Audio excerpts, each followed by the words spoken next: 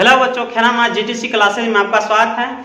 आज हम लोग क्वेश्चन बैंक का जो है 16 का द्वितीय पाली करने वाले हैं। इससे पहले हमने 11 से लेकर 15 तक का ऑब्जेक्टिव का बहुत अच्छा तरीका से सॉल्यूशन करवा दिया है। जितने भी स्टूडेंट्स हैं जाकर उसे देख लें, जिससे कि आगे समझने में कोई दिक्कत न हो। अब बच्चों, ये ऑब्जेक्टिव जो रहेगा इस बार के लिए बहुत इंपॉर्टेंट रहेगा। हम जितना भी ऑब्जेक्टिव का सॉल्यूशन करवाते हैं, आप लोग हमारे YouTube चैनल पर जाइए और देखिए। जितना भी ऑब्जेक्टिव है, हमने प्रत्येक बुक का MBD का टोटल सॉल्यूशन हो चुका है, क्वेश्चन बैंक हो रहा है, और इसके बाद हम मॉडल पेपर लेके आएंगे आप लोगों के लिए। और इससे बाहर बच्चों एक भी प्रश्न नहीं आएगा, याद रखना। जितना हम पढ़ा रहे हैं इससे बाहर एक भी प्रश्न नहीं आएगा। आपका जो है मैथ का जो है 50 का 50 सॉल्यूशन हो जाएगा उसी से। ठीक है, चलो देखते हैं बच्चों 16 का द्वितीय पाली का प्रश्न। पहला प्रश्न क्या है देखते हैं।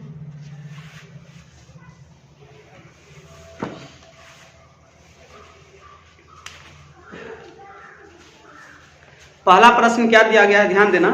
बिंदु 2,3 एवं -2,3 के बीच की दूरी पूछ रहा है बच्चों। देखते हैं क्या होता है दूरी का फार्मूला हमने पहले ही लिखा दिया है बच्चों, फिर भी यहाँ पर हम बताएंगे कैसे होता है इसका दूरी। दो को दूरी दे रखा है बच्चों, ध्यान देना। कोई रेखा है यहाँ से A, ये हो गया B, ठीक है। तो एक बिंदु दे रखा है 2,3 और दूसरा दे रखा है -2,3, इस प्रकार से दिया हुआ है। ठीक है, तो हम लोगों से पूछ रहा है यहाँ से यहाँ तक की दूरी कितना है, सो निकालना है। तो दूरी का फार्मूला हम लिखा चुके हैं। क्या लिखाएंगे? दूरी बराबर फार्मूला होता है x2 - x1 का whole square plus y2 - y2 1 का होल स्क्वायर। ठीक है, ये फार्मूला बच्चों कोऑर्डिनेट ज्योमेट्री का है, याद रखना। कोऑर्डिनेट ज्योमेट्री का फार्मूला है, निर्देशांक ज्यामिति का यह फार्मूला है। बहुत अच्छा तरीका से हमने उसमें समझाया हुआ है। आप लोगों के पास नहीं हो तो जाके देखिएगा। MBD का जो ऑब्जेक्टिव हमने पढ़ाया है निर्देशांक ज्यामिति, उसमें बहुत अच्छा तरीका से बताया गया है।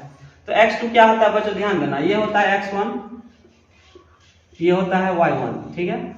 ये होता है x2 और ये वाले को हम बोलेंगे y2, ठीक है। यहाँ से मान पुट कर लेते हैं। आप लोगों को हम समय लेकर इसलिए बता रहे हैं कि आप लोग समझ जाइए, नहीं तो ऑब्जेक्टिव जब आप लोगों से पूछेगा तो इतना लिखना फिर जाता है। दिमाग में रखना फार्मूला, डायरेक्ट बोलना है x2 क्या है, x1 x2 -2, x1 कितना है -2, इस प्रकार से करना है। y1 y2 3, y1 कितना है 3, इस प्रकार से इसको कर लेना है। यहाँ से हम रूट डाल लेते हैं। माइनस जुट जाता है तो -2 और -2 कितना हो गया 4, माइनस में ये हो गया 0। यहाँ से हम इसका स्क्वायर कर लेंगे तो 16 हो जाएगा। 16 का जब वर्गमूल निकालेंगे तो 4 का स्क्वायर है, तो 4 हो गया इसका। ये हमारा आंसर हो गया बच्चों। ऑप्शन बी में दिया हुआ है इसका आंसर, ऑप्शन बी। फर्स्ट वाले का ऑप्शन बी हो जाएगा यहाँ आंसर हो गया। ऐसा प्रश्न बच्चों आप लोगों से प्रत्येक साल पूछता है और इस बार भी पूछेगा, याद रखना। एक से अधिक भी पूछ सकता है, 2 ठो भी दे सकता है आप लोग को एग्जाम में। इसे नोट कर लो जल्दी से।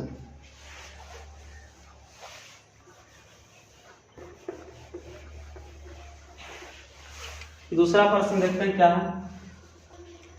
दूसरा क्या कर रहा है, यदि द्विघात बहुपद qx बराबर x² - x + 4 के शून्य अल्फा, बीटा हो तो अल्फा प्लस बीटा यानी कि मूलों का योग पूछ रहा है बच्चों। क्या पूछा है? मूलों का योग। हम लोग को क्या निकालना है? मूलों का योग, अल्फा प्लस बीटा। फार्मूला क्या होता है इसका? -b/a, ये हमारा फार्मूला होता है। आप लोगों को सबसे पहले ये फार्मूला पता होना चाहिए। जब इसे सॉल्व करने से पहले फार्मूला याद रखना इसे। इसके बाद समीकरण क्या दिया हुआ है सो देखो, यहाँ से x² - x + 4 ये दिया हुआ है। तो x² का गुणांक वाला जो होगा a हो जाता है, इसमें 1 हुआ। इसमें x का गुणांक कितना है? -1 हुआ, कुछ नहीं है तो। और अचर पद जो है इसमें 4 हो गया, ठीक है। यहाँ से हम पुट कर लेते हैं, तो इसमें 2 ही को हमको आवश्यकता है। यहाँ से b कितना है बच्चों? -1, ठीक है। और a है 1, यानी कि इसका आंसर जो होगा 1 होगा। क्या? 1। तो ऑप्शन देखते हैं किसमें 1 दे रखा है, ऑप्शन सी। 2 का आंसर हो जाएगा ऑप्शन सी बच्चों। ये बहुत आसान प्रश्न है। ऐसा प्रश्न आए बच्चों आप लोग के एग्जाम में तो छोड़ना नहीं है ऐसे प्रश्न को, नहीं तो आप ऐसा प्रश्न छोड़ दीजिएगा तो नंबर आपका 50 से 50 नहीं आएगा, इसलिए बोल रहे हैं। और जो एक बार हम करवा देते हैं उसको बार बार रिपीट कीजिएगा, बार बार प्रैक्टिस कीजिएगा, जिससे कि दिमाग में हमेशा के लिए सेट रहे। मैथ क्या है बच्चों, आप लोग जितना रिवाइज कीजिएगा उतना ही आपको ज़्यादा होगा, और नहीं रिवाइज कीजिएगा तो आप भूल जाइएगा, याद रखना।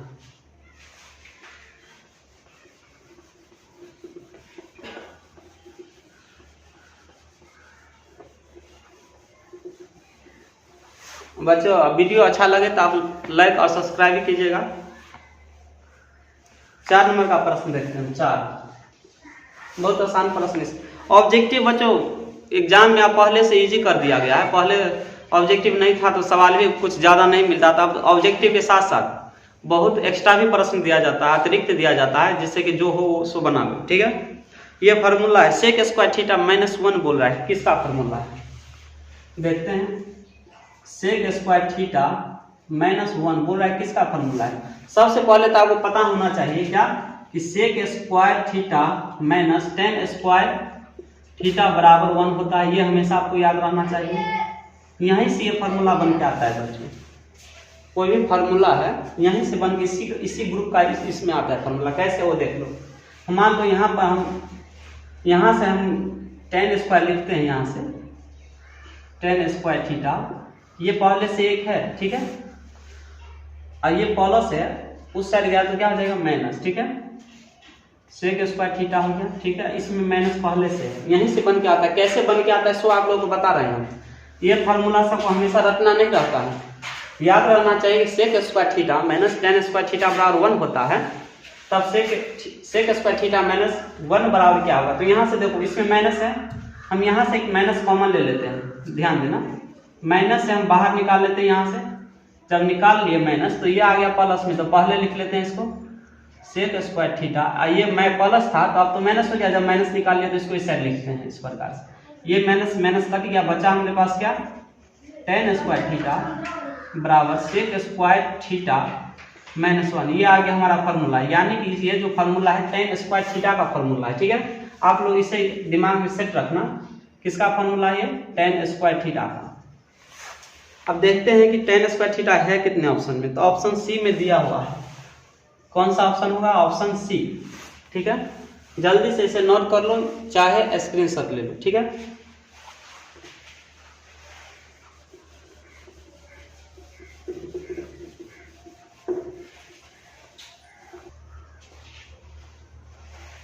पांचवा प्रश्न ध्यान देना।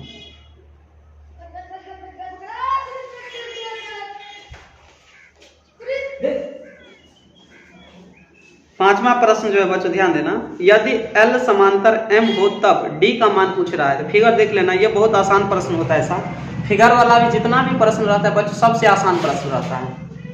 क्या दिया हुआ है देखो, दो समांतर रेखा है। दो समांतर रेखा को जब कोई तिर्यक रेखा काटता है इस प्रकार से, तो ये जो अंतःकोण इसका हमेशा बराबर रहता है, इसका एकांतर कोण हमेशा बराबर रहता है। ये एकांतर कोण हो गया। तो इसमें देखते हैं पहले तिर्यक रेखा दिया क्या सब है। तो ये वाला एंगल भुजा जो है, ये वाला एंगल जो है 3 थीटा प्लस 50 डिग्री दे रखा है। और इस पर प्रश्न एक बार और पूछा है बच्चों, ध्यान देना, 2019 में शायद पूछ लिया है। MBD में इसका सलूशन हमने करवाया हुआ है।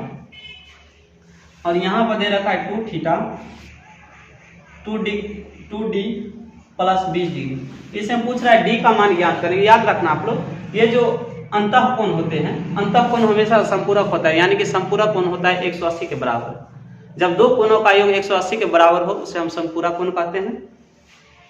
यहाँ से हम अंतःकोण है, हम सबसे पहले आप लोगों को पता होना चाहिए अंतःकोणों का योग हमेशा 180 डिग्री होता है।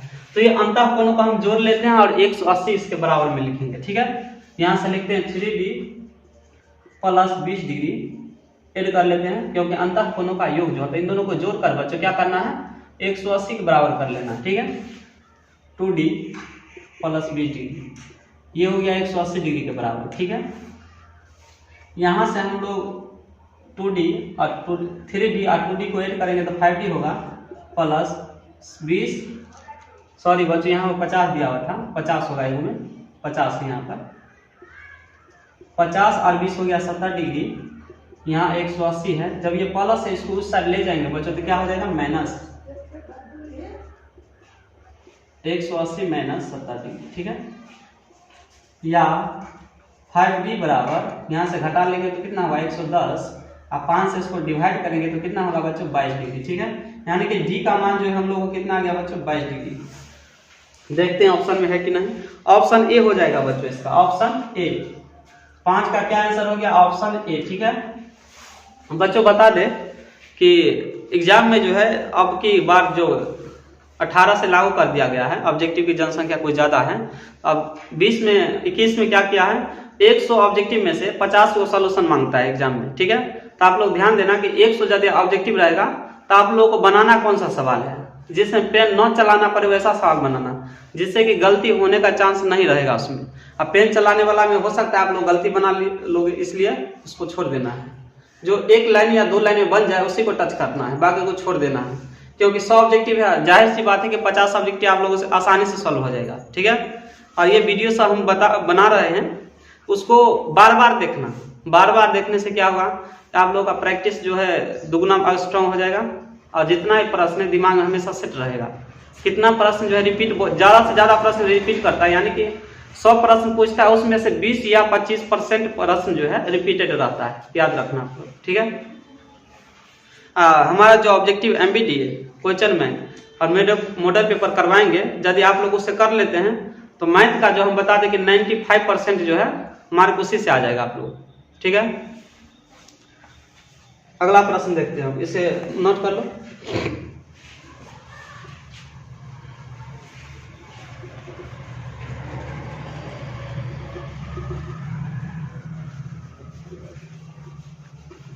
छह नंबर का प्रश्न देखते हैं।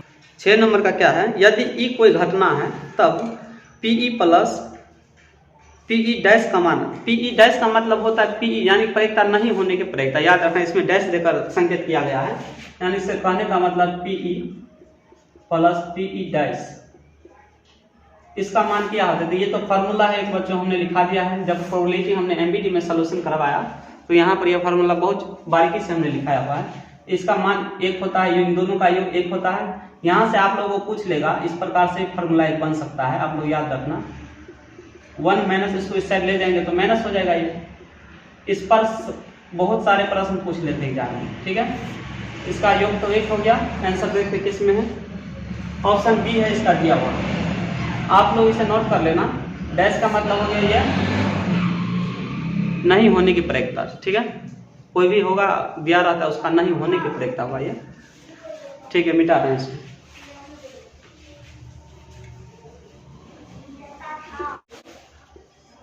सातवां प्रश्न ध्यान देना, बहुलक पूछ रहा है बच्चों।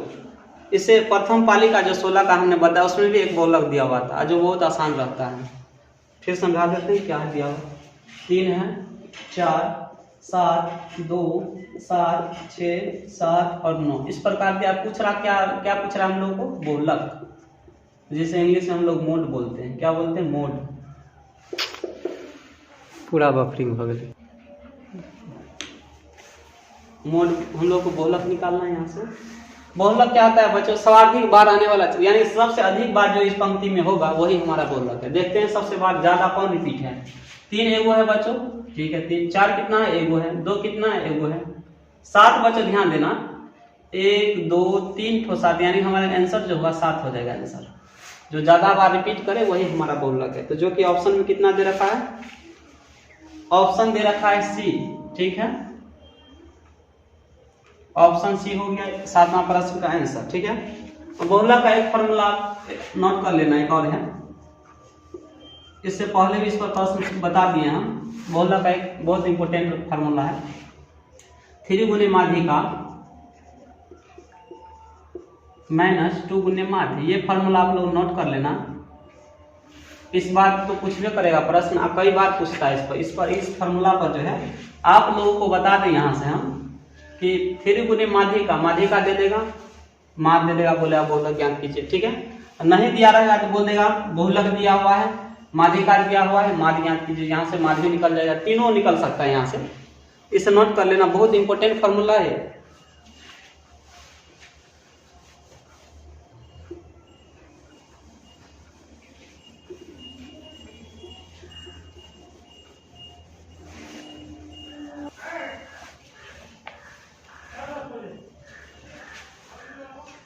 आठवां प्रश्न है, क्या है 8वां, जब एपी के प्रथम पद यानी कि फर्स्ट वाला जो टर्म दे रखा है, फर्स्ट टर्म दे रखा है, ठीक है, तथा सार्वध अंतर 3, सार्वध अंतर कितना दे रखा है 3, जिसे हम पदांतर भी बोलते हैं। एग्जाम में सार्वध अंतर के स्थान पर आप लोगों से पदांतर पूछ सकता है, इसलिए हम पदांतर बताते हैं। 3 दे रखा, 3 हो तब एपी का 3 पद बोल रहा है, यानी कि 3 वो कंटिन्यू जो आगे वाला बनने वाला पद है उसे बोल रहा है। तो ठीक है, बना लेते हैं। प्रथम पद जो है, प्रथम पद, प्रथम पद को ये हम बोल सकते हैं ए, कितना दे रखा है 2, सार्वध अंतर, सार्वध अंतर, ठीक है। सार्वध अंतर कितना दे रखा है, दे रखा है 3। तो प्रथम पद जो एपी का प्रथम पद ये तो हो गया फर्स्ट टर्म जो हुआ एपी जो हम बनाएंगे यहाँ से। फर्स्ट टर्म तो फिक्स है कि हमारा प्रथम पद यही रहेगा, ठीक है। फर्स्ट पद हो गया A1, ए से फर्स्ट को 2, A2 निकालना है तो A प्लस डी लिखना है। हमारा अगला पद निकालने के लिए आप लोग याद रखना, जब आप लोग कोई भी एपी का सीरीज बनाते हैं, ए हो गया A1, इसे भी बोल सकते हैं, A3 भी निकाल सकते हैं, A4 भी, कोई भी पद आप लोग यहाँ से आसानी से निकाल सकते हैं। बच्चों ध्यान देना, मान लो A2 निकालना है, एक डी कम कर लेना, A प्लस डी, यहाँ A3 करेंगे तो A प्लस 2D, यानी कि जो पद आप लोगों को निकालना हो तो वहां से एक कम कीजिएगा। मान लो हम लोग को 20वां पद ज्ञात करना रहता है, 20वां, तो हम क्या लिखते हैं, ये 20वां निकालना रहता था A प्लस 19D लिखते, जिसमें ये प्रथम पद हुआ, ये हमारा सार्वध अंतर हो गया, ठीक है। इस प्रकार से हम लिख सकते हैं। तीनों पद तक हम लोग को ज्ञात करना है। प्रथम पद तो A होवे किया, हो गया, हमको ये वाला पद दूसरा निकालना है, तो क्या करेंगे हम 2 और 3 को ऐड कर लेते तो क्या आ गया 5। तीसरा पद निकालेंगे तो 2 प्लस यहाँ कितना है D, 3, 3 गुना 6, जोड़ेंगे तो कितना हो गया 8। यहाँ से हमको 3 पद आसानी से प्राप्त हो गया, ठीक है। 3 बोल रहा था। अब ये भी ध्यान देना, जब एपी रहता है बना हुआ तो डिफरेंस सेम रहता है इसका, देख लो 3 है 3 है, यानी कि एपी सही जा रहा है हमारा। जांच भी कर सकते हैं एपी को कैसे जांच करना है इसको। 3 वो पद हो गया, यही पूछ रहा था 3 पद आगे लिखिए, ठीक है। तो देखते हैं ऑप्शन में दिया है कि नहीं। 2, 5, 8 जो कि ऑप्शन बी में दे रखा है। किस में दिया हुआ है, ऑप्शन बी। तो हमारा आंसर जो होगा 8 नंबर का ऑप्शन बी हो जाएगा आंसर। ऐसे कुछ बेसिक और भी जानना हो तो एमबीडी का एपी पढ़िएगा हमारा। समांतर श्रेणी एमबीडी में बहुत अच्छा तरीका से हमने समझाया हुआ है, फार्मूला का टोटल फार्मूला उसमें दिया हुआ है।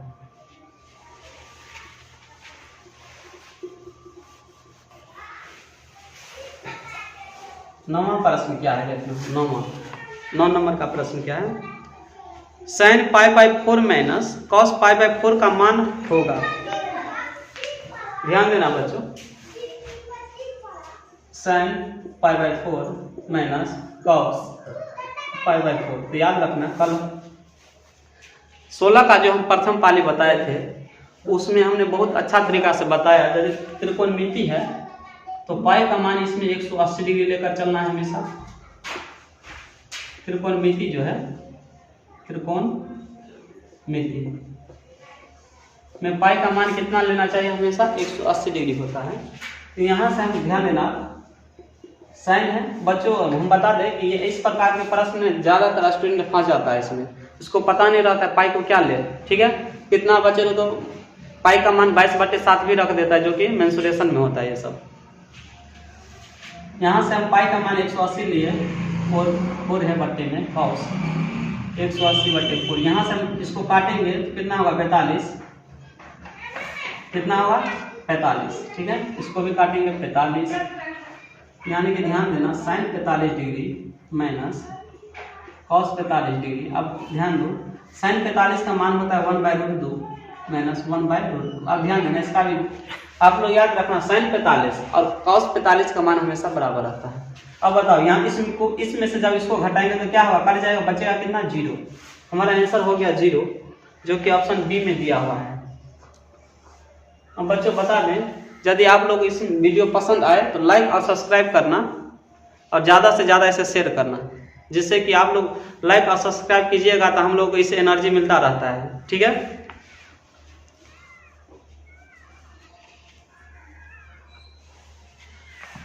अगला प्रश्न देखते हैं आप।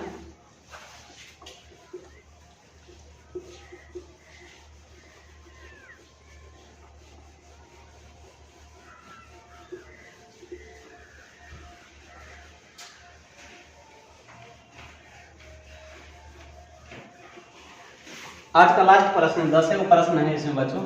पहले बच्चों 10 प्रश्न पूछता था एग्जाम में और 10 का 10 बनाना रहता था, ठीक है। 10वां प्रश्न क्या है, 10वां कोण थीटा वाले त्रिज्यखंड का क्षेत्रफल, त्रिज्यखंड का क्षेत्रफल पूछ रहा है बच्चों। फॉर्मूला है, याद रखना त्रिज्यखंड का क्या फॉर्मूला होता है, थीटे बटे 360 गुने पाई आर स्क्वायर, ये हमारा फॉर्मूला होता है, ठीक है। फिगर बनाए आप लोगों को समझा देते फिगर क्या होता है इसका। ये हो गया कोई सर्कल है, ये हो गया त्रिज्यखंड, ठीक है। यहाँ से लेकर यहाँ तक जो है ये त्रिज्यखंड है ओ ए बी, ये टुकड़ा जो है बच्चों ये है त्रिज्यखंड, क्या है त्रिज्यखंड। ये एंगल दिया रहता है यहाँ पर थीटा, सब ज्ञात करना रहता है। ये थीटा हो गया 360। 360 क्यों लेते हैं बच्चों, ध्यान देना। ये वृत्त का जो है, वृत्त का एंगल जो होता है केंद्र पर 360 का होता है। 360 में से एक टुकड़ा बाहर निकाल लिया जाता है काट पर। ये 360 पे घुराया हुआ है, इसलिए इसका नीचे 360 रखते हैं और कितना एंगल निकलेगा सो यहाँ पर लिखा जाता है, ठीक है। और वृत्त का क्षेत्रफल क्या होता है बच्चों, पाई आर स्क्वायर, इसलिए वृत्त का क्षेत्रफल यहाँ लगाया जाता है, ठीक है। इसे आप लोग याद कर लेना। और ये ऑप्शन दे रखा है, ऑप्शन डी में इसका ऑप्शन है डी, ये हमारा आंसर हो गया। जल्दी से इसे स्क्रीनशॉट ले लो बच्चों। तो बच्चों आप लोगों को वीडियो पसंद आए तो लाइक और सब्सक्राइब कीजिए और ज़्यादा से ज़्यादा अपने दोस्तों के पास फेसबुक व्हाट्सएप इसे शेयर कीजिएगा। अब वीडियो अच्छा लगे तो सब्सक्राइब कीजिएगा। आज के लिए बच्चों इतना ही। थैंक यू, धन्यवाद।